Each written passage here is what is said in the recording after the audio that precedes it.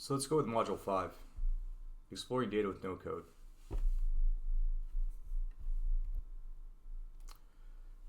So the origin of exploratory data analysis is actually John Tukey. So he published on EDA in the 1970s.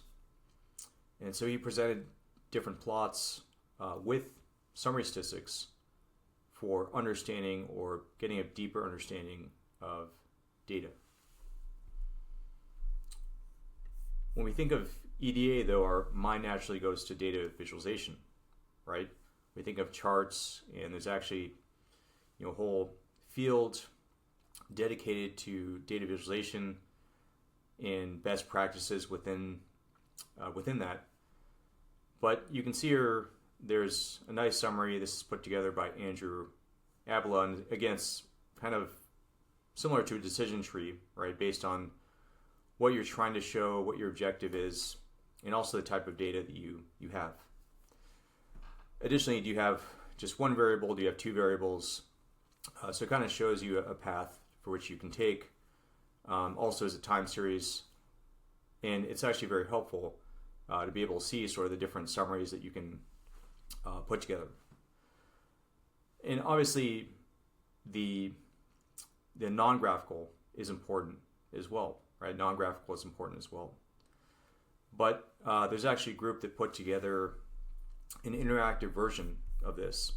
So let's go ahead and check that out. So you can kind of see they put together an interactive app. It's actually built around Microsoft Power BI. So that's another popular business intelligence software. And they allow you to sort of poke around and look at example data, look at what summaries or what charts and tables might be helpful for you to use based on, again, on the data that you have and the purpose or the objective. So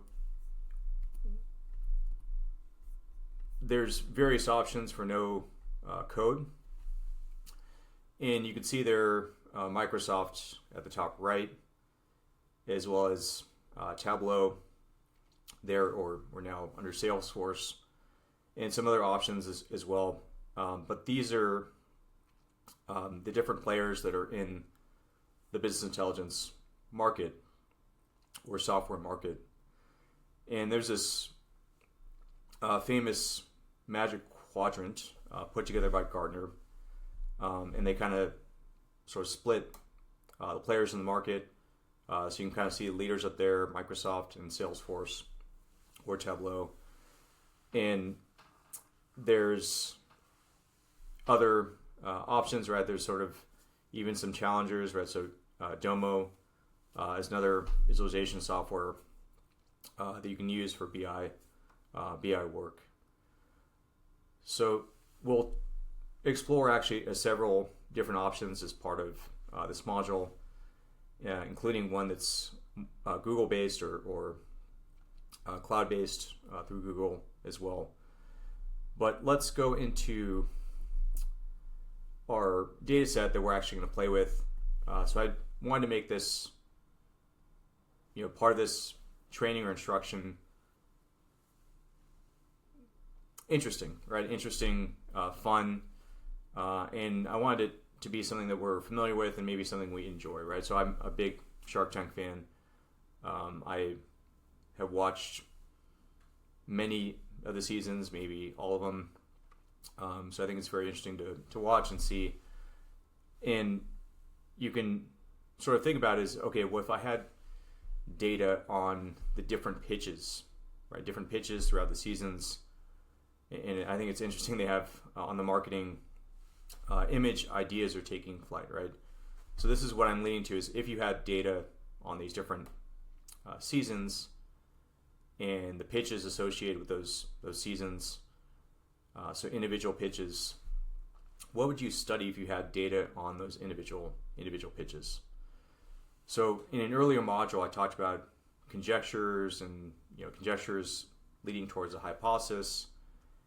But basically what I'm now trying to have us connect the dots around is conjectures can basically lead to or are leading to the same as business questions, right?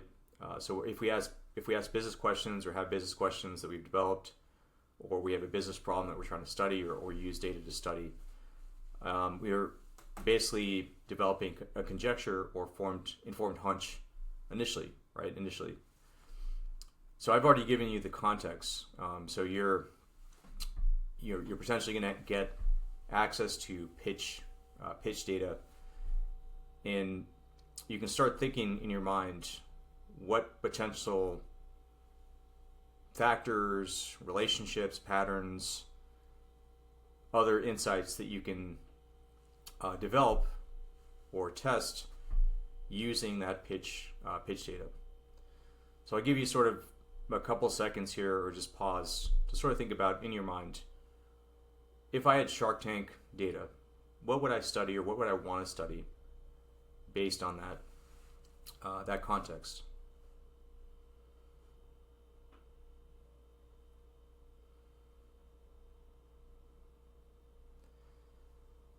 So hopefully you have some ideas, and what we'll now do is sort of transition to introducing this data and where this is pulled from. But we'll see now when we look at our data, this is actually from or sourced from Kaggle. So Kaggle is a platform that hosts a lot of different publicly available data sets. So some of these are sort of public use data sets or government entity based. Some people have created or developed. So there's a number of different data sets. They actually do data challenges as well, sort of competitions as well, in which there's leaderboards. So pretty much anyone can participate in these different challenges or competitions. So there's an individual who actually put together a data set based on season 1 through 16 for Shark Tank, right? Seasons 1 through 16. So you can see here there's a lot of different fields. Here there's actually over 50 columns, and it captures for each of the individual pitches, that's over 1,300 records, right? So a lot of different pitches that were done by entrepreneurs across those 16 seasons. So you could actually click on that link and you could poke around and look at some sample records on Kaggle. You can also look at the different fields and the descriptions for those fields. But when we think about Shark Tank, to give you some additional context in case you aren't familiar, is entrepreneurs basically go on and pitch to try to get investment or get a deal, right, from the different sharks. So, the likes of Mark Cuban, they may invest in these different ventures, and hopefully the entrepreneur gets what they requested.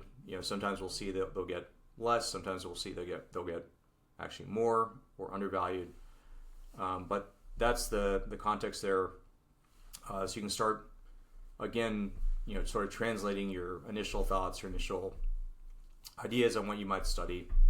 But first, we actually do have to explore the data, and so this is how we're going to leverage some of these software tools that I've mentioned to explore or understand our data a little bit better, using both tables and also visualizations as well.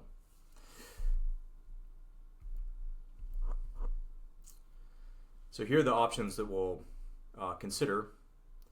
So you have Tableau. So what you'll have to do is actually get your, as a student, you'll get your free 1-year license. So you go ahead and register with Tableau and get connected there.